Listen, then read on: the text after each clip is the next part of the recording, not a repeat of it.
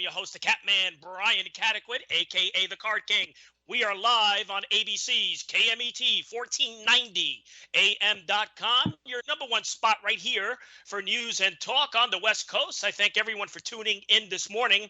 On a telephone line, I welcome to the program a multi-instrumentalist, producer, legendary drummer who has recorded and toured with Peter Gabriel, the Indigo Girls, Hall Oates, Tears for Fears, Paul McCartney, and 10,000 Maniacs, and on and on.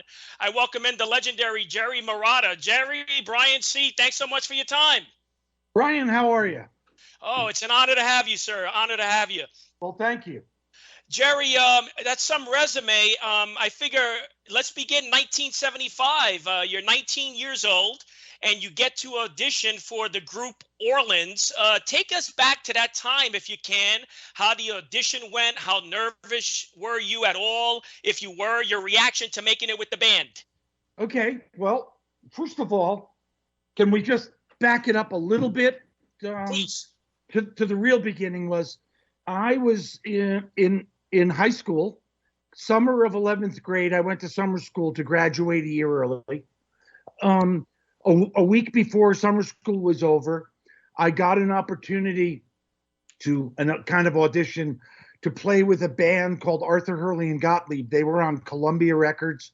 My brother Rick, who's also a drummer, had done their record, and they were going out on tour. Columbia was really big behind them. Now, this is 1973, and they were very much like Crosby, Stills, and Nash, that kind of sound. So I went and played with them, got the job, except that the tour started a week before summer school was over. So I was very fortunate, and my teachers allowed me to take my final exams on the road with me. So in the summer of 11th grade, I went out on the road with Arthur Hurley and Gottlieb, who had a single that had just broken the top 40. So we were touring all over the country, and while I was touring, I had to do my final exams for high school, and which I do have a diploma, so I know I must have done them. Anyway, that was really the very beginning, and then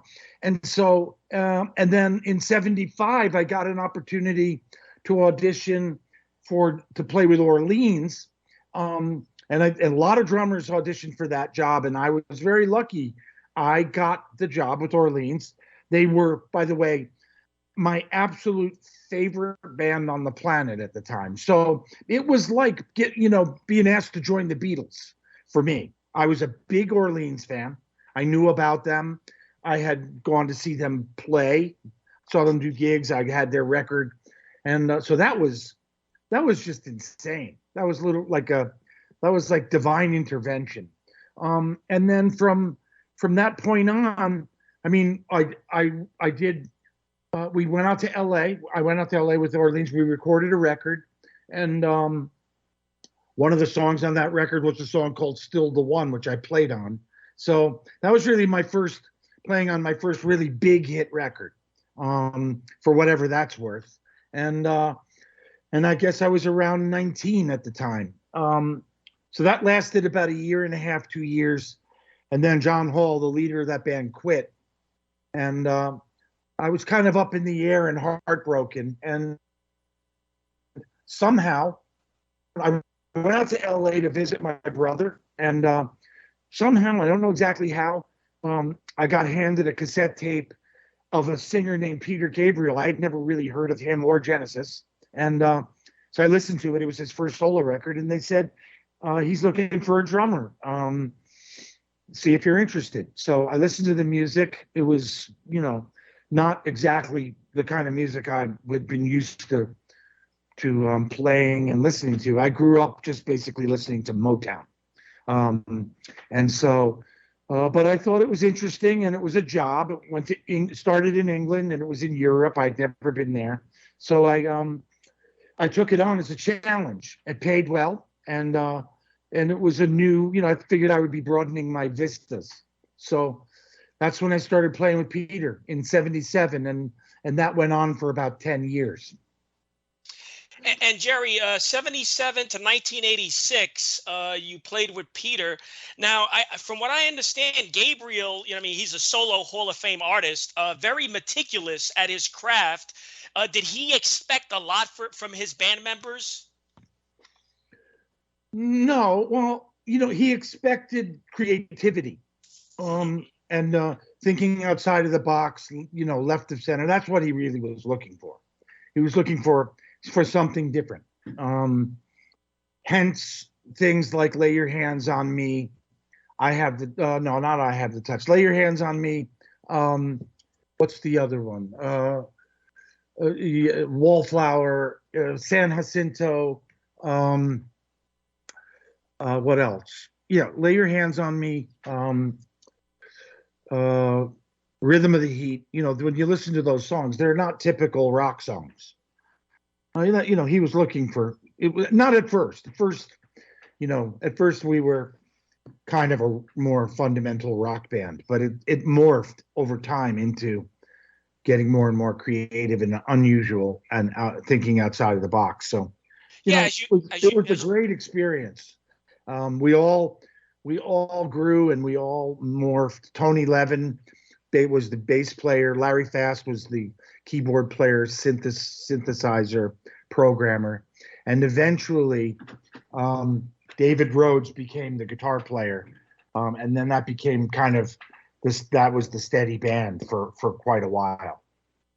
And reading your biography, Jerry, I believe you can be heard on over 10 Gabriel albums, like songs like "Shock the Monkey," as you mentioned, even "In Your Eyes," which is a classic, right?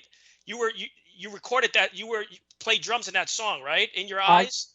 You know what? At that point with Peter, when it got to So, technology had gotten so advanced.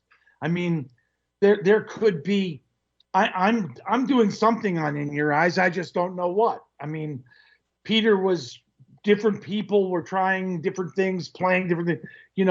It's hard to say. There could be credits like Stuart Copeland hi-hat, Jerry Marotta toms and snare. That's what Peter was doing. He was just searching for something and trying to make the sound be unusual and different. So, but I am on up until I didn't play on the first solo record. The other records I played on almost exclusively, and then when So came around, that's when I was busy working with Paul McCartney at the same time that Peter wanted to record his record. So I wasn't available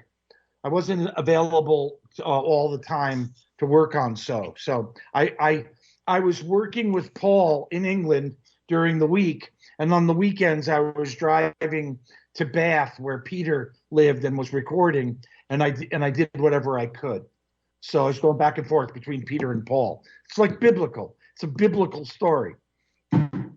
So I mean, you mentioned Paul McCartney. How did you get that project? How did you get that gig? Hugh Padgham.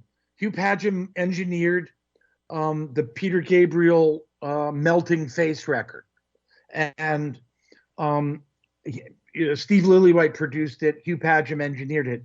And Hugh got the job to engineer and produce Paul's record. So we had worked together on numerous projects. Huh. And so he asked me if I would do it, which I did. And that was unusual and was an awesome project because it was just Paul, Eric Stewart, who had a band called 10cc back in the 70s. Sure. And he was like the leader, singer, producer, songwriter. So it was Paul and Eric and I. That's how that record began. So we worked together probably about a month, just kicking ideas around and songs. And Paul and Eric had been co-writing together. So that was that project. So, I mean, Jerry, at that time, you become a sought-after drummer, which led you touring and recording with, other bands like Daryl Hall, John Oates, Tears for Fears. Any road stories you can share about any of those bands? Well, road stories. Hall and Oates, Tears for Fears. Well, maybe the whole Cher.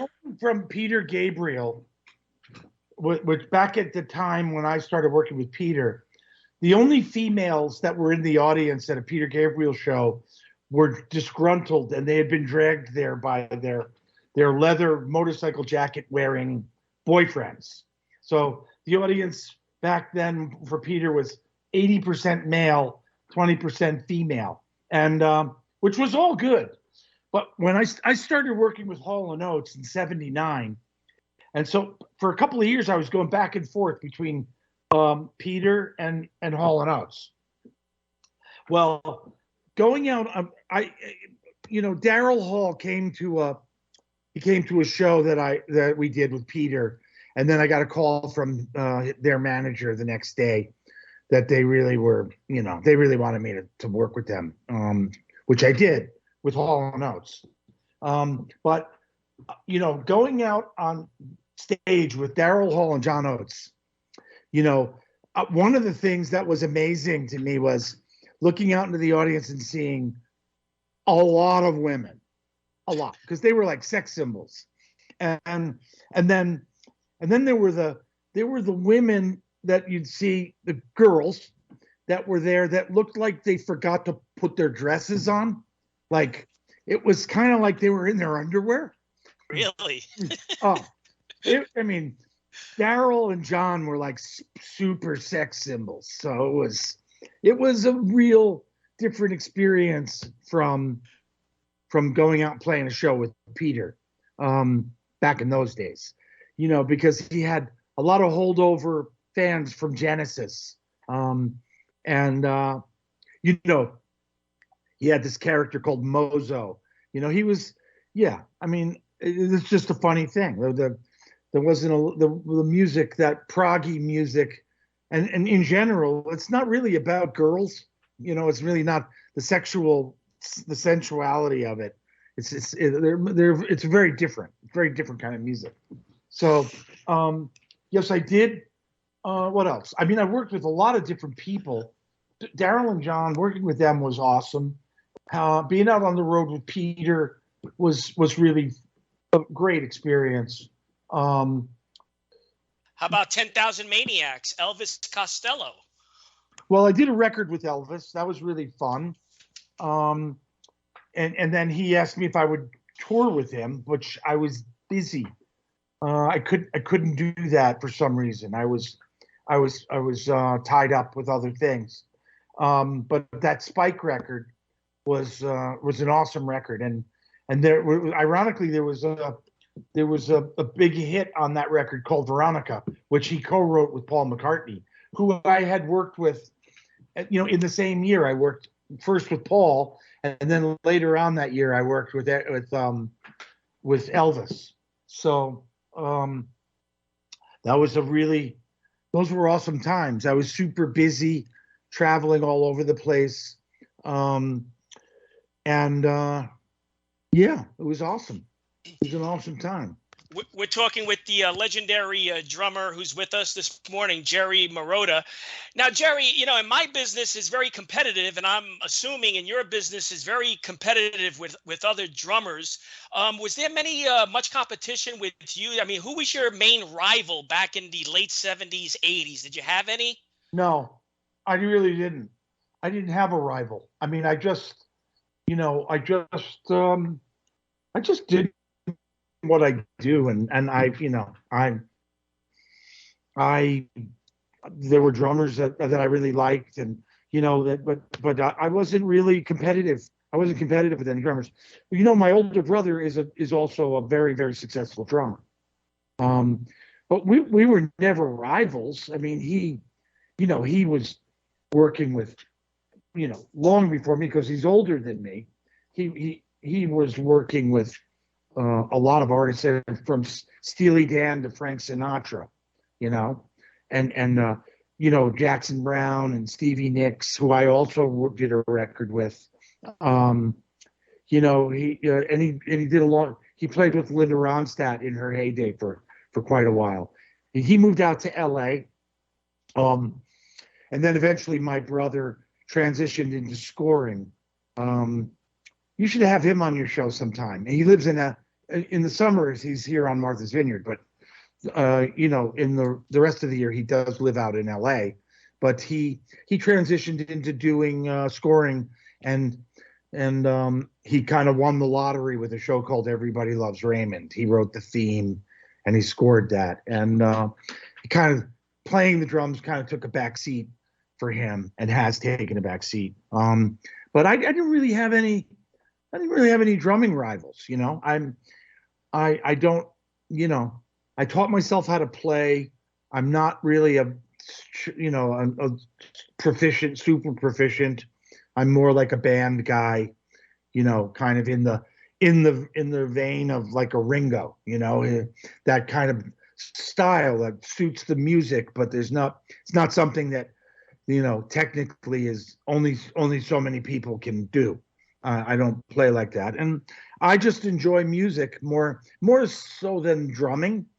I don't focus in on the drums as much as I do songs and production. I always have, which is why I loved Motown so much, because that was all growing up when I was a kid and learning how to play the drums. I used to put on, soul records like James Brown and, all kinds of Motown and Stax, Philly stuff. That's what I used to play along to. That's how I taught myself to play.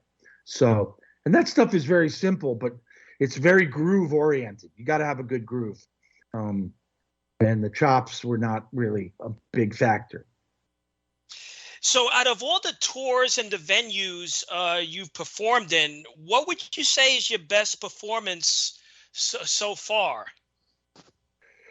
I would have to say that it's really hard to zero in on any one thing.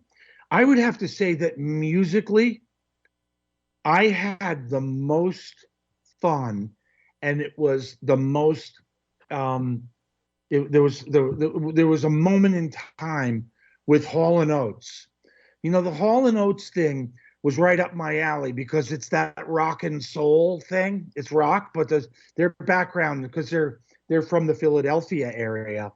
That's what they do. So that really was that's my wheelhouse. So I did some amazing gigs with Daryl and John. With Peter, I mean, it was just like a Broadway show in a way. It was different. It was a little different in the presentation. Peter's an amazing performer. People were blown away. And then, I toured quite extensively with the Indigo Girls, which was totally different than Peter Gabriel, totally different than Hall & Oates. They did something completely different. And that's kind of my thing that I like the best about my choices, have always been to try to do something that's unusual and different, not do the same thing over and over again. So I really enjoyed touring with the Indigo Girls, and then and then I was doing stuff with 10,000 Maniacs, and more so maybe with Natalie Merchant, and that's also in its own right. That's everybody has their thing that they do. I mean, I did a tour, more than one tour with a singer named Tim Finn. I don't know if you know who Tim is, but he was in Split Enz. And then his brother started a band called Crowded House, which Tim ended up in as well. And he's a great singer, songwriter. I did an album with Robbie Robertson from the band, and we did some gigs together. We never really toured. We did some gigs together, and that was incredible in its own right. There's no real one particular thing. I'm always doing a variety of things. Now, I play in a band called Annie and the Hedonists up here in my area. We did a show last night at the Cafe Lena in Saratoga, and that band does the music of like with Laverne Baker and Sippy Wallace and Louis Armstrong. It's kind of like a swing band, small group, incredible, and it's super fun. And then tonight, I'm doing a gig. I have a band called Reelin' in the Years, and we're doing the music of Steely Dan, which is it's just so much fun. So we're playing tonight at a club not too far from Woodstock, and playing that music, the Steely Dan music, it's just incredible. Well, let's mention your website and mention your social media pages for the listening audience. Yeah, so it's jerrymarotta.com would be my website. Facebook, I think it's Jerry Marotta Drums. I'm on Instagram. I don't remember. You can easily find me. And then there's Reelin' in the Years. There's a Facebook page and website. I have a project, that revolving project called Rock City Road, that is various people come and go. And these things, sometimes a year or two will go by before I get back to doing anything with any one of them. Over the summers now, I go to Martha's Vineyard every week, and I talked my brother into doing the Marotta Brothers band. So, because he lives on Martha's Vineyard over the summer, I go there and we play in the club on Wednesday nights every week. It's kind of like a big thing on the vineyard now, because people come there, and there's only so much you can do on Martha's Vineyard because it's an island, and so we've been doing that for about 4 years. That's really fun. I'm going to start that in about a month, and then we'll do that all summer. And you're still operating Dreamland Studios, Jerry? I have a residential recording studio that I run called Dreamland. It's in where is it? Hurley, New York. It's a residential recording studio in a church built in the late 1800s. So we have bands come and they stay there. We've been working on everything from Pat Metheny to The National to Regina Spektor, Feist. I forgot. I mean, the Goo Goo Dolls were in there for 3 months. Sawyer Fredericks, who's a phenomenal singer-songwriter, I think, who won. He was on The Voice or American Idol, and he won it maybe 5 or 6 years ago. He's been coming in. We have like a big clientele list, but that's www.dreamlandrecording.com if you want to see what the studio looks like. And that's very close to where I live. And I'm always doing various projects. I just finished up a tour with the Security Project, which is the music of Peter Gabriel back from the time that I worked with Peter. We just finished that up last week. And eventually, hopefully in the fall, we'll end up out on the West Coast. And I have a couple of minutes left. Now, before the show, you mentioned Cher. Have you recorded anything with Cher? Have you toured with Cher? I did a record with Cher. Really great. And I was absolutely blown away by her as a person. I mean, she's Cher, right? I mean, this woman was just like one of the guys in a way. I mean, not a diva by any means.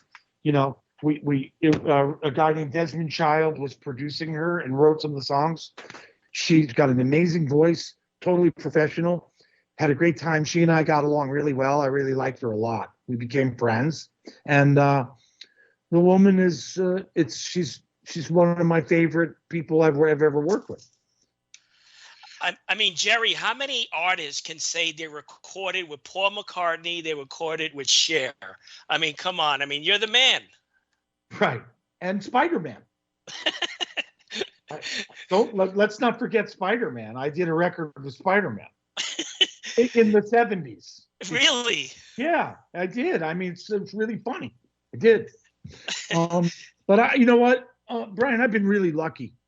And what can I say? God's been very good to me. So, anyone that you would like to collaborate with? You know, Steve Winwood was somebody I always wanted to play with. I never did. You know what? Geez, there's so many people that I can't even think right now. Who would I like to collaborate with? You know, I don't even know. I can't even think of. There's so many. There's so many people that I would really love to work with. Yeah.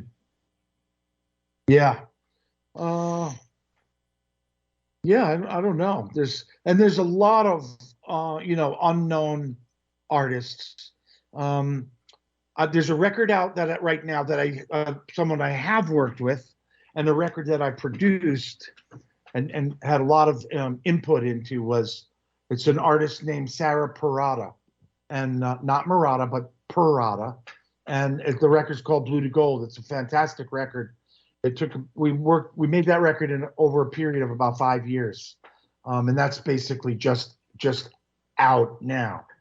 And I also have a record called Soul Redemption that I did, kind of a duo record with a guy named Flav Martin, and that's a great record, fantastic record.